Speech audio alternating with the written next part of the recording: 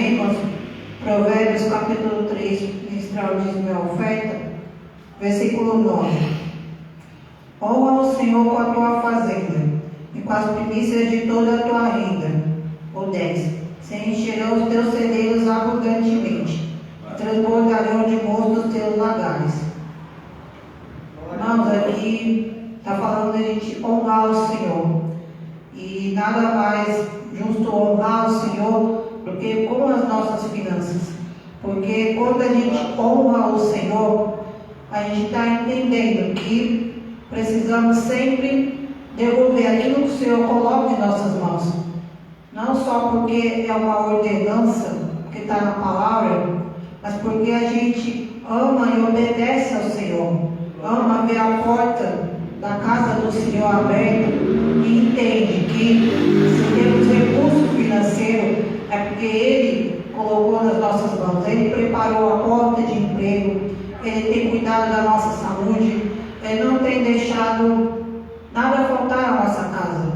Mas para isso a gente precisa ser fiel ao Senhor, entregar os 10% do nosso dízimo, entregar a oferta voluntária, não só entregar, mas devolver. Eu falo entregar, mas a gente entrega não só nos dízimos, nas ofertas, mas a nossa adoração, a nossa busca, tudo é uma entrega ao Senhor. E quando a gente entrega e devolve para Ele, está sendo investido na obra, para que a porta permaneça aberta. Pessoas entrem, aceitem o Senhor, pessoas se reconciliem, pessoas desçam as águas do batismo, mas a gente precisa contar com as ofertas e os dízimos de vocês.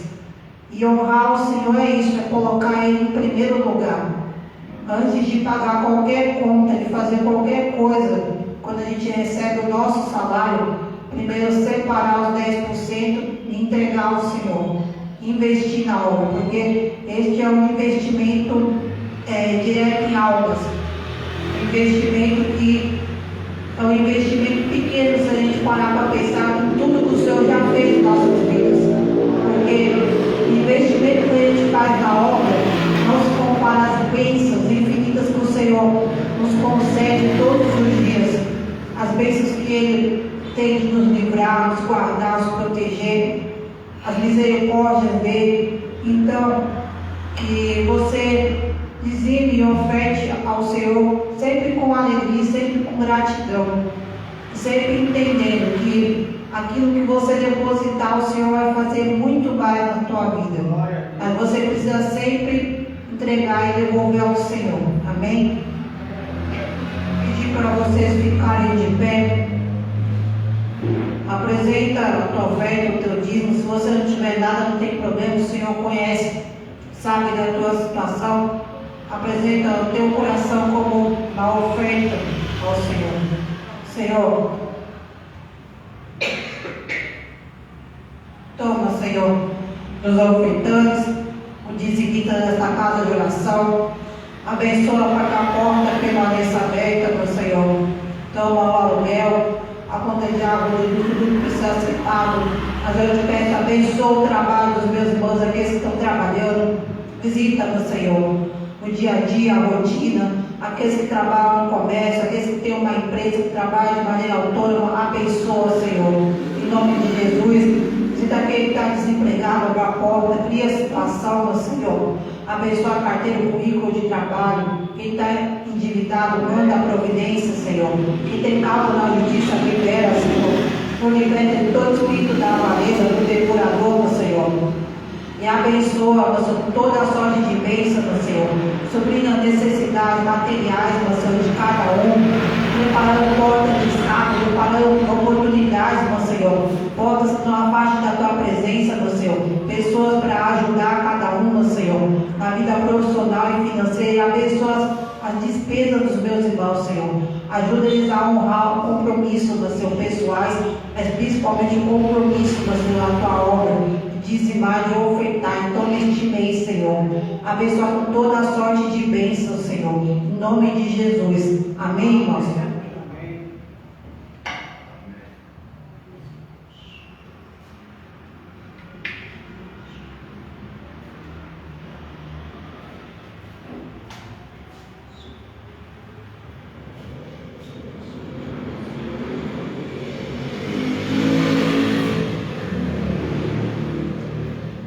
Vamos para a palavra agora, irmãos. Abram suas Bíblias em 1 Coríntios, capítulo 13.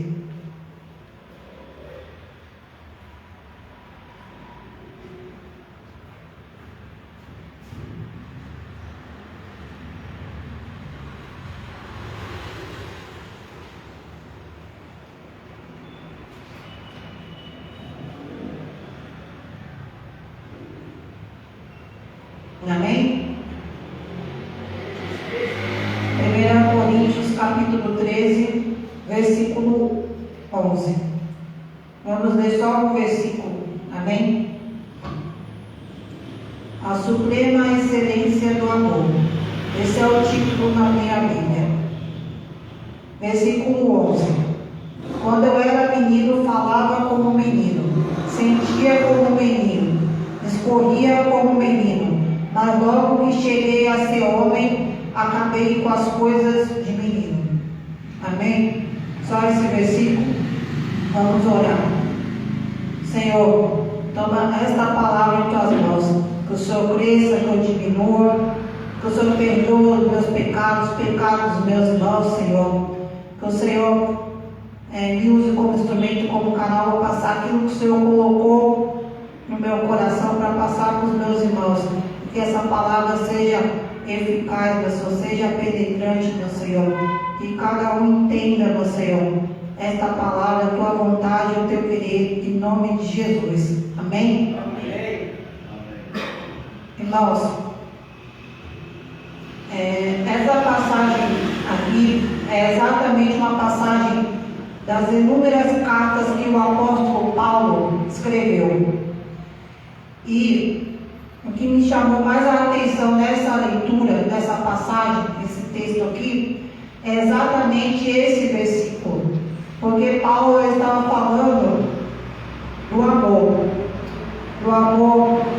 pela obra, do amor por Deus, e do amor entre homem e mulher, mesmo ele não sendo um homem casado. Interessante que ele entendeu o significado do amor. Mas vamos meditar principalmente nesse versículo 11. Por quê? Porque Paulo ele se lembrava de quando ele era menino. Quando ele era menino, ele tinha essa visão. Ele falava, ele andava como menino. Mas depois que ele se tornou homem, ele começou a aprender e a andar diferente. E Deus me fez meditar sobre amadurecer espiritualmente, deixar de ser um menino, uma menina na vida espiritual, mas avançar e progredir para se tornar um homem, uma mulher de Deus. E foi isso que aconteceu com Paulo. Paulo, nesse versículo, ele estava falando a diferença do que é ser um menino para se tornar um homem. E ele se tornou um homem como? Passando por processos difíceis, por dificuldades, por lutas. Porque o chamado de Paulo foi um chamado muito difícil, muito árduo, um chamado que poucas pessoas aguentariam toda a responsabilidade, o compromisso, tanto que ele se dedicou inteiramente, totalmente para a obra. São poucas as pessoas que Deus escolhe. Ele escolhe a dedo esse tipo de pessoa porque sabe que essa pessoa vai ser fiel, vai obedecer. E na nossa vida é assim, irmãos. A gente passa por inúmeros processos, por muitas mudanças, muitas transformações na nossa vida. E Paulo ele passou por muitas mudanças também. Antes ele era Saulo, antes ele perseguia cristãos. Até que ele se tornou Saulo, até que ele se tornou Paulo, até que ele teve um encontro com Deus. Cada um de nós precisa passar por mudanças, por transformações na nossa vida. As pessoas verem como a gente era antigamente e ver como nós estamos, como estamos caminhando com o Senhor. E Paulo foi assim. Ao longo da caminhada dele foi muitas vezes contestado. Mas esse não é aquele que matava cristãos e agora está aqui pregando a palavra. Imagine como era difícil para Paulo tem que todo dia provar as pessoas que mudou. Mas ele foi provando ao longo do ministério, foi provando com os frutos espirituais. E é assim na nossa vida, irmãos. A gente tem que passar por esse amadurecimento, por essa estrutura, porque quando nós aceitamos o Senhor, nós estávamos de uma maneira, pensávamos, agíamos de uma maneira, mas agora a gente já tem um certo tempo, um certo tempo de maturidade espiritual, a gente começa a compreender a vontade, o querer do Senhor, o propósito do Senhor nas nossas vidas. E Paulo estava se referindo a isso, porque ele se considerava no começo um menino, por mais que ele entendesse as leis, ele precisou entender tudo na prática.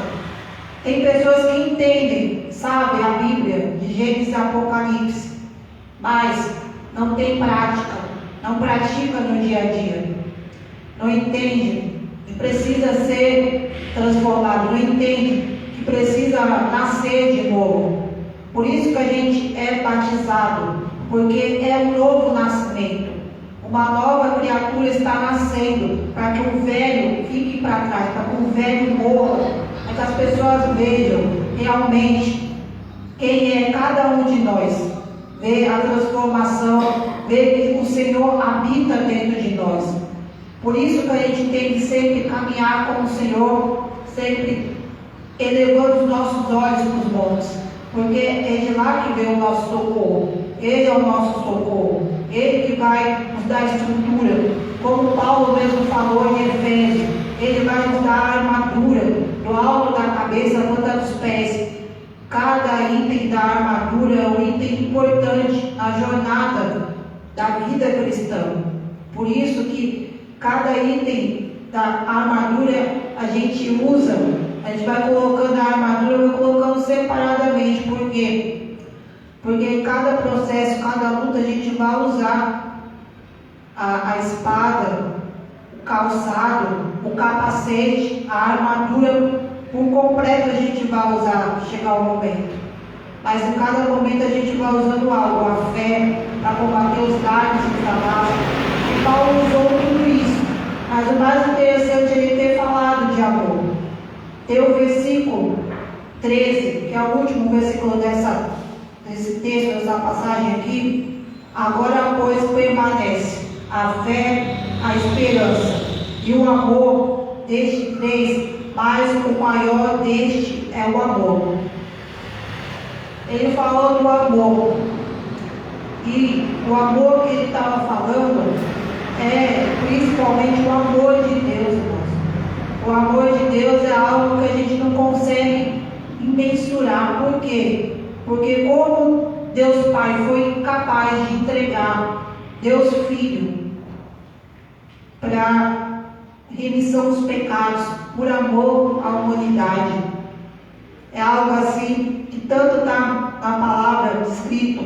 E Deus entregou o seu Filho unigênito de tal maneira, porque João não conseguiu explicar, não teve palavras para explicar, por isso usou tal maneira, para explicar porque o amor do Senhor constrange, o amor do Senhor a gente sente todos os dias. E Paulo estava falando desse amor, o amor que cura, que liberta, que transforma, o amor que esquece o nosso passado, que nos dá uma nova chance da gente mudar, da gente se arrepender, da gente buscar o Senhor verdadeiramente e da gente deixar as coisas velhas para trás, porque a palavra fala para a gente deixar o passado e olhar para frente, projetar coisas novas, pedir para o Senhor: Senhor, me ajuda a ser uma nova pessoa, uma nova criatura, ser liberte de vício, de idolatria, de prostituição,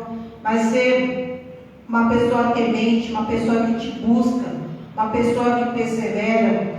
Assim como o Senhor ajudou o apóstolo Paulo, me ajuda também nessa jornada da minha vida espiritual, da minha vida pessoal.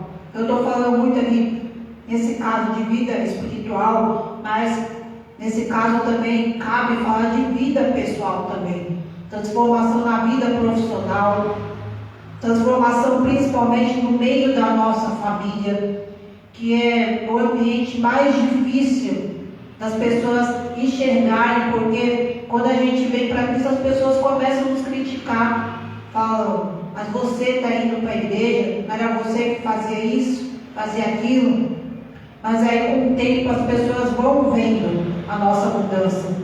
Tem momentos que as pessoas nos atacam, sim, mas isso é o inimigo usando elas para nos entristecer, para nos distrair, para a gente não olhar para o foco. O foco é Jesus, a gente se lembrar.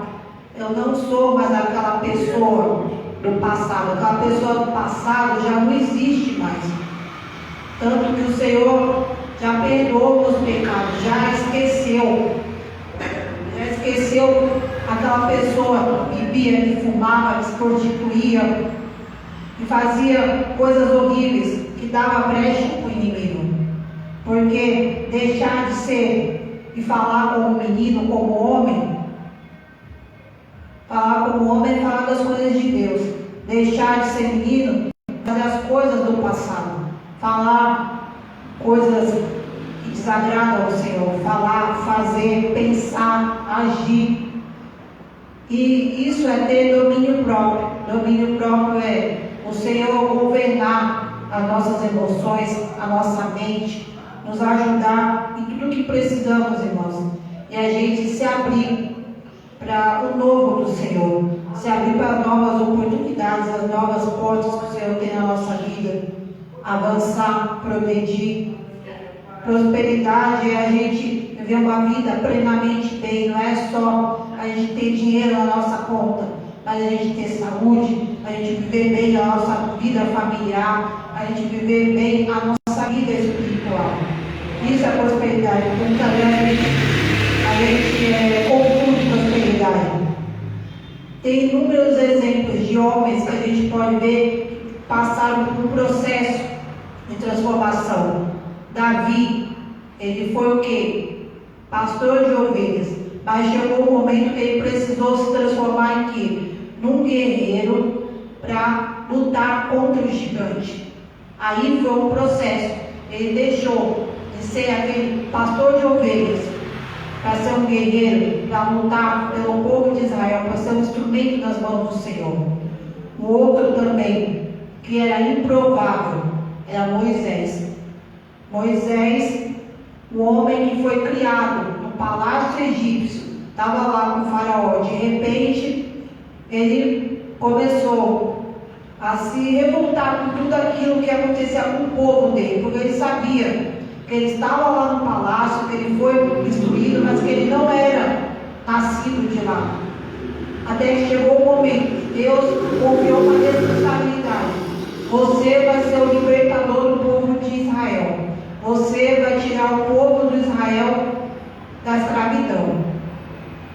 Ele ficou com medo, como qualquer outra pessoa que o Senhor quer usar, quer transformar, fica com medo, começa a questionar, mas como eu vou fazer isso, Senhor? Eu sou pesado de línguas, gago. Tanto que Deus fez questão de colocar quem? Arão, o irmão de Moisés, para estar lado a lado com ele, porque o Senhor é assim.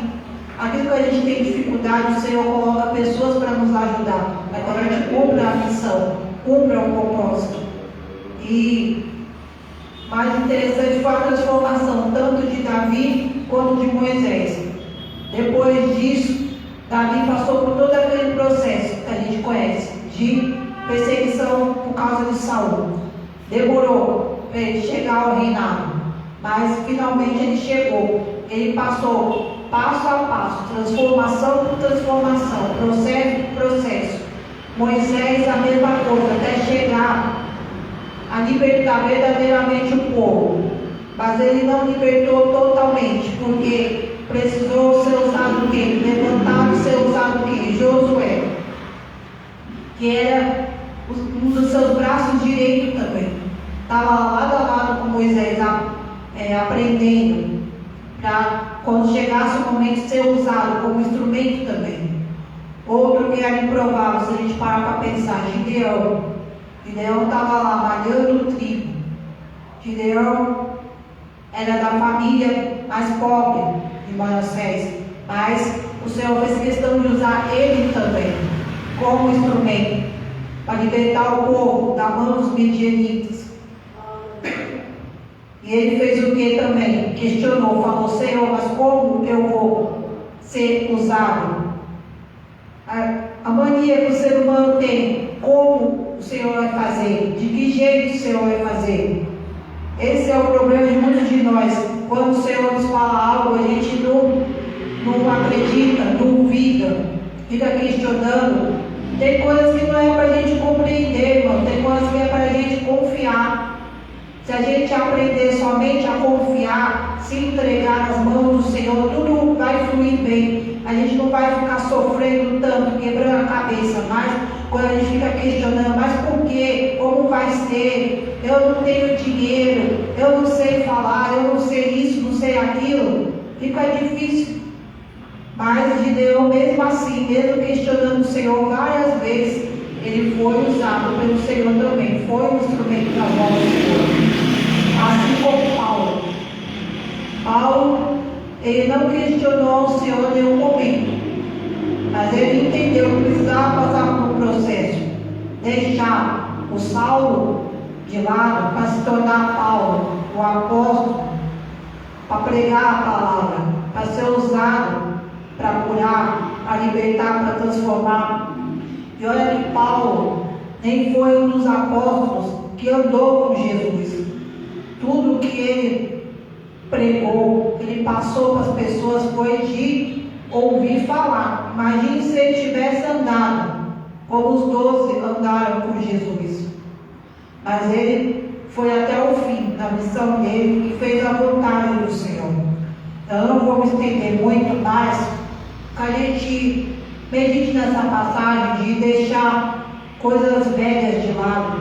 Tudo que é velho, deixe de lado. Se abra para o novo do Senhor. Se abra para a transformação, para a mudança. Peça para o Senhor renovar a sua mente. Deixe de ter pensamentos de derrota, mas pensamento, sabe, de fé, de confiança. Porque cada um de nós está passando por um processo de construção. E um processo de construção é um processo que só depende de nós começar ou ficar parado. Porque o Senhor, Ele quer nos dar as bênçãos, as vitórias, quer nos ajudar a conquistar o impossível, o sobrenatural, mas isso depende de nós. É que nem se a gente lembrar bem o processo de Noé, quando ele foi construir a arca, o que foi que aconteceu? Foi um processo demorado, irmãos. Foi um processo de 100 anos para construir aquela arca, para todos os animais entrarem, os animais serem salvos, a família de Noé ser salva. Por isso que a jornada cristã é uma construção diária de busca, de entrega, de se envolver, de se entregar verdadeiramente ao Senhor, entregar a sua mente, seu coração, a sua alma, seus medos, sua insegurança, entregar aquilo que o Senhor sabe que cada um tem aqui, tristezas, angústias, preocupações, mas isso depende de nós, a deixar de ser um menino, uma menina, mas se transformar num homem e uma mulher de Deus. Amém, irmãos? Glória a Deus. Despedir aqui dos irmãos da live, que Deus abençoe vocês. Curte, comente e compartilhe também, irmãos. Deus abençoe e fiquem na paz.